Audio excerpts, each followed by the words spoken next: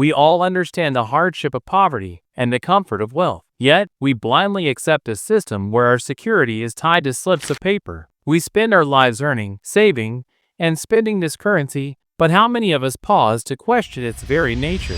What is money truly? Many definitions have been offered over the years, and many different forms of money have been used throughout the millennia. I would argue the best definition for money is the most saleable good.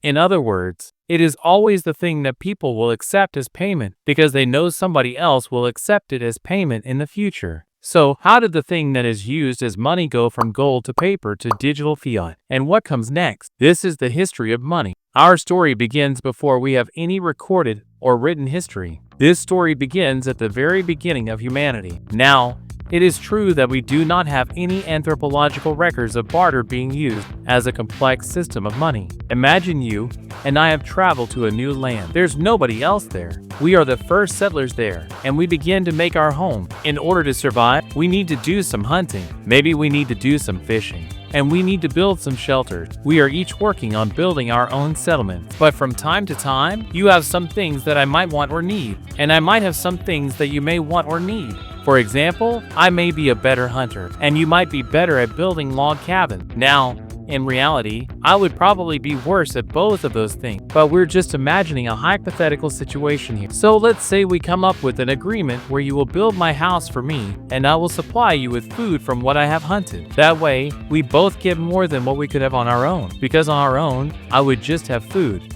On your own, you would just have a house. This arrangement allows us both to increase our wealth by engaging in exchange. Pretty soon, a third person comes out to our area, settles near us, and this person just happens to be really good at making things out of leather and cloth, like clothing and shoes. Now, I am in desperate need of some new shoes. From all of my hiking and hunting, my current shoes have worn out. So, I go to the new settler and I say, "Hey, you know how to make some shoes. I will provide you with some meat if you make me some shoes." So again, we engage in free exchange in this barter, and we both get something that we want.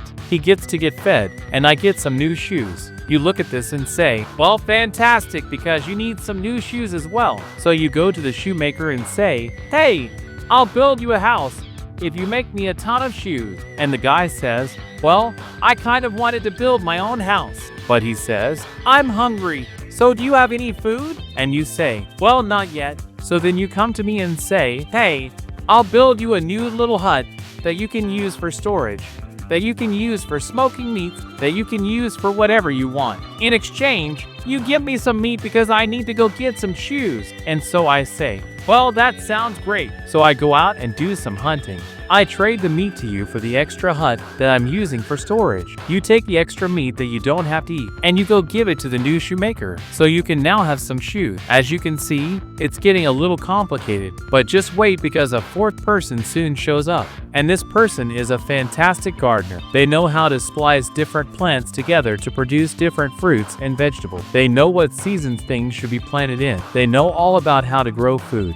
This represents an opportunity for all of us to become even more wealthy together because of the exchange we can engage in with each other, giving up some of what we want less to the other person in order to get something that we want more. And so lately, you've been having a real craving for some fresh fruit. So you go to the gardener and you say, "Hey, I would like to trade and barter with you to get some berries." And the gardener looks at you, looks down at your new shoes, and says, "I would love to exchange with you. How about you give me a pair of fresh new shoes, and I will give you some fresh berries?" Suddenly, you get pretty frustrated because the last time you needed to get shoes, you had to engage in multiple layers of trade in order to get that. And now, in order to get berries, you have to add on one more layer to that. So you have to come to me and convince me that I need a third building to use for something else in exchange for some animal meat that I have hunted. And then you can take that and you can give that to the shoemaker and just hope that he's more hungry and he's willing to trade you for some shoes. And then you take those new shoes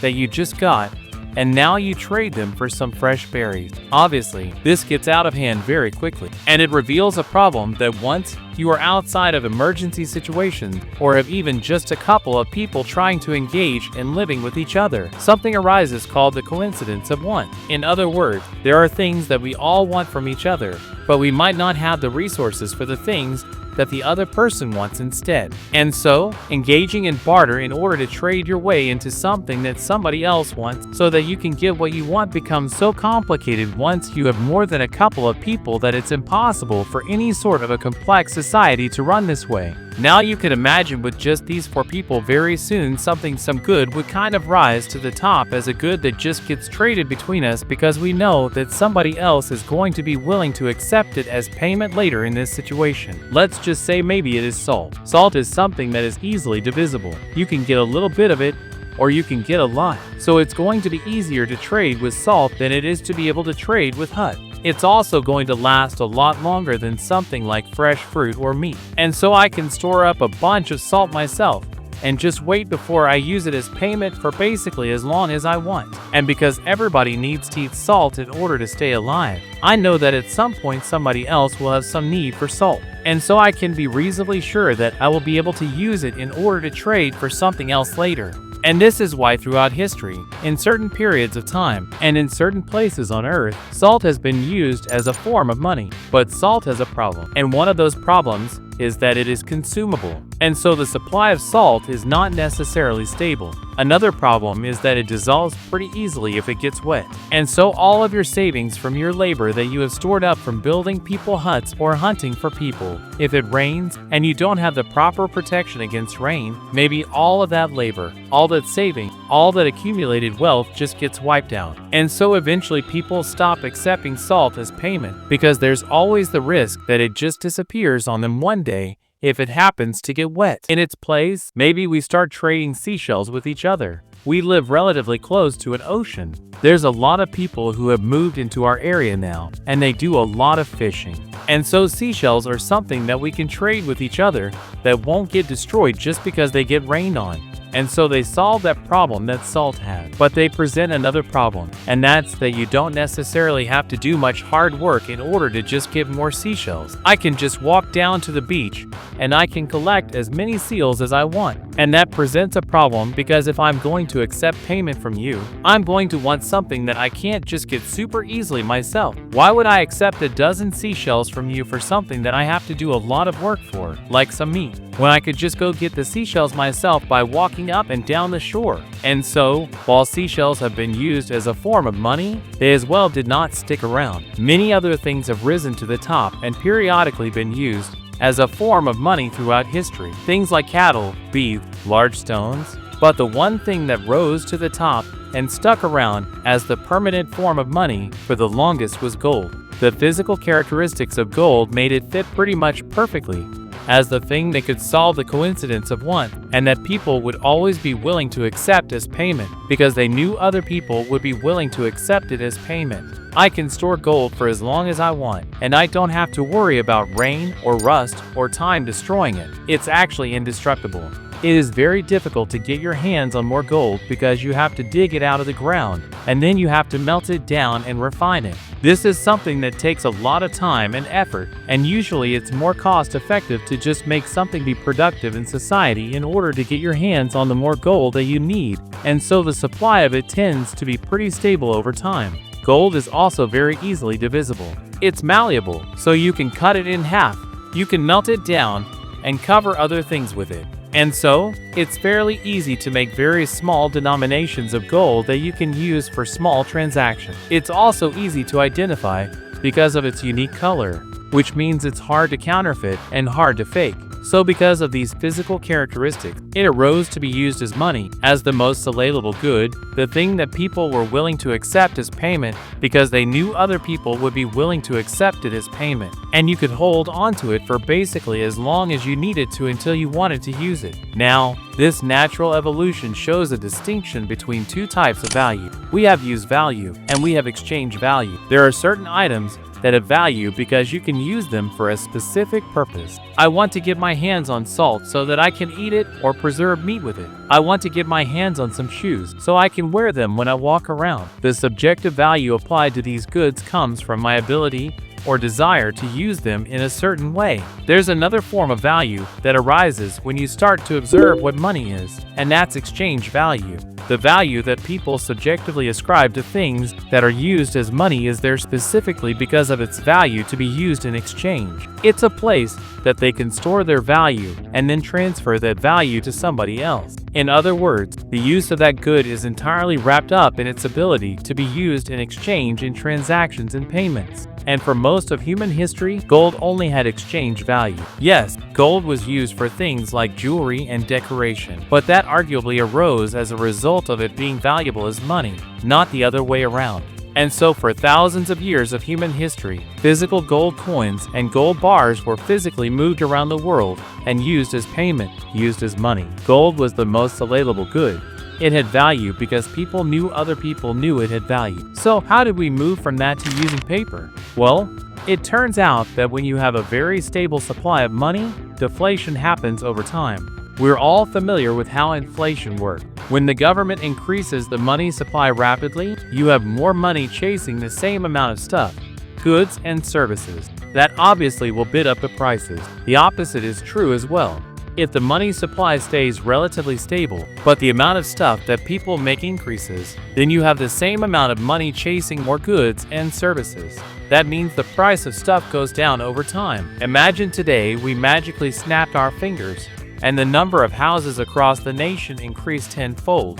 What do you think would happen to the prices of houses? They would collapse because you have the same amount of money chasing more goods and services, in this case houses. What do you think would happen if the supply of cars instantly 10xed? The price and the value of cars would instantly crash. So over time, if the money supply stays relatively stable, but the amount of wealth, the amount of stuff, the amount of goods and services that humans create increases, then those goods and services will cost less over time. As people figure out ways to get around faster, get around more efficiently, create more energy. As people innovate and invent in order to produce food faster and more efficiently. Transportation, energy, construction, moving from hunter-gatherers to the agricultural revolution to the industrial revolution. All of these things increase the amount of wealth that humans have produced. And if the money supply stays the same, that means all of that stuff will get cheaper over time. And that's exactly what happened. The money became very valuable relative to the stuff, which meant people weren't carrying around their gold coins anymore for small transactions. Starting around 1,000 years ago, people started preferring to keep their gold and store it and keep it safe because it was very valuable. And so the first banks arose from goldsmiths who already had the infrastructure in place because they already dealt and worked with gold. They had the security, they had the storage. So people would just pay goldsmiths to keep their gold for them. And in order to make sure that they could come back and get their gold at any time, people would be issued paper notes or receipts that would say payable on demand to the bearer a certain number of ounces of gold. And that way I knew whenever I wanted to, I could go give the goldsmith my piece of paper that said, "Redeem this for my gold," and he would give me my gold back. This invention of paper that was redeemable for gold allowed a few things to happen. Number one, there was a subtle transition from gold being money to gold ownership being the money, because very quickly what happened was the gold stopped leaving the vaults. If I have a piece of paper that says I can come get an ounce of gold whenever I want, I don't need to go redeem it for the gold and then use the gold for payment. And then that person who just sold me something take the gold back to the goldsmith and get a new piece of paper. Instead, I can just give him my piece of paper because my piece of paper just says this note is payable on demand to the bearer in 1 ounce of gold. Bearer means whoever holds it, whoever has the paper. So it can operate as the representation of the ownership of that gold. So I could just use the paper itself as payment. This subtle transition from gold being used as money to gold ownership being used as money allowed a boom of globalization. Suddenly it was next to free in order to transact across long distances because you didn't have to pay for the security and the transportation for a large quantity of heavy gold. You didn't have to pay for the insurance just in case it got stolen. The gold itself could stay in the vault, and all I have to do is transfer the ownership of that gold to somebody else, which is a lot easier and cheaper. The second consequence of this subtle shift in money was that gold suddenly became infinitely divisible. Gold was already pretty divisible before because it's malleable. You can cut it in half, you can melt it down, but it becomes infinitely divisible. If on a piece of paper, I can write how much gold that piece of paper represents, which means that I can drop off an ounce of gold at the goldsmith or at the bank, and he can then issue me 100 pieces of paper that are each worth 1/100th of an ounce of gold. If I want to get my ounce of gold back, I do have to turn all 100 of those in, but I can also use one of those at a time for payment, and you can add as many zeros as you need. Paper turned gold into an infinitely divisible form of money, which it was not before. So the invention of paper allowed a boom of growth, globalization, infinitely divisible gold ownership to be used as money, and the use of that paper in everyday transactions took off like a rocket ship to the point where pretty soon people weren't redeeming their paper for gold anymore. If I know I can use that paper for money, and at any time if I need to, I can go get the gold, there's really no reason to get the gold. I'm just opening up risk that somebody else might steal it from me. And so these early bankers got an idea. They said, hey, we're issuing out these pieces of paper and operating a savings business, but what if we also open up a loan business? They looked around and saw, hey, when people lend to each other, they're lending their own money. We don't have to because we're the ones that are creating the money, the paper that people use as money. So we can offer a loan and just give people paper that we create, and we can make an infinite amount of money. Our profit is literally endless. Now, this was the invention of fractional reserve bank. In other words, the entity who is trusted to hold onto the money, in this case, the gold, decides to issue more claims on the gold than they actually can fulfill. Because remember, every piece of paper for people to trust that it is usable as money has to say the same thing on it. This note is payable on demand to the bearer in a certain number of ounces of gold, which means the bankers were committing fraud because they were telling people, you can come get your gold at any time, when they actually couldn't. At the beginning, when the bankers started to do this, people looked around and all they saw was a boom. People had more spending power than they had before. Prices started going up. Profits started going up. Everybody started borrowing and spending more because everybody felt like they were getting rich. But one day, this gravy train came to an end, and nobody really knows why. Maybe it's because somebody realized, well, this is debt. I've got to pay it back. So they started to pay back some of their debt, which pulled money out of circulation. And that meant less income for the next guy, which meant he had to start paying off some of his debt. This deleveraging popped the boom and led to a bust out. The other thing that might have caused this was somebody looked around and realized there's a lot more money floating around than there used to be. We haven't gotten any more gold shipments in. Nobody from out of town has brought any more gold. How does everybody have so much money? I think the bank is committing fraud. So that person went and they said, here are my paper dollars. Give me my gold. And then they went and told their close friends and family to go do the same. After those people quietly went and got their gold, they all told their closest friends and family to do the same. Very quickly, a bank run happened. People realized there's no money, there's no gold. All of the paper in circulation instantly becomes worthless. Nobody wants it because the only reason it had value before was because they could get gold with it. And now they can't. The money's gone, the gold is gone. And so prices collapse back down to where they were before. And then they run the banker out of town or probably hang him. So this practice of fractional reserve banking, where the bank will issue more claims on the gold or on the money than they actually can fulfill, is fraud. It is making a legally binding contractual promise or guarantee that you cannot fulfill, which meant that this practice should have been outlawed. But instead it became nationalized starting around 300 years ago. Governments looked at this and said, hey, wait, we don't want to completely stop this from happening because we see a way that we can benefit from this. And so they nationalized and said any bank is allowed to participate in a limited amount of fraud of fractional reserve banking as long as you do it through the national banking system. And we're going to put a bank on top of the banks called a central bank. Now their genius idea was that if one bank were to fail from a bank run because they were engaging in fractional reserve banking or fraud, then that single bank would be able to draw on the reserves from the entire banking system through the central bank. A central bank is just going to operate as a bank for bank. And so if one bank gets into trouble, they can go to their bank, the central bank, and get more reserves so that they don't have to worry about a bank crime. But a funny thing happens when individuals, in this case the banks, no longer have to worry about the risk of failure.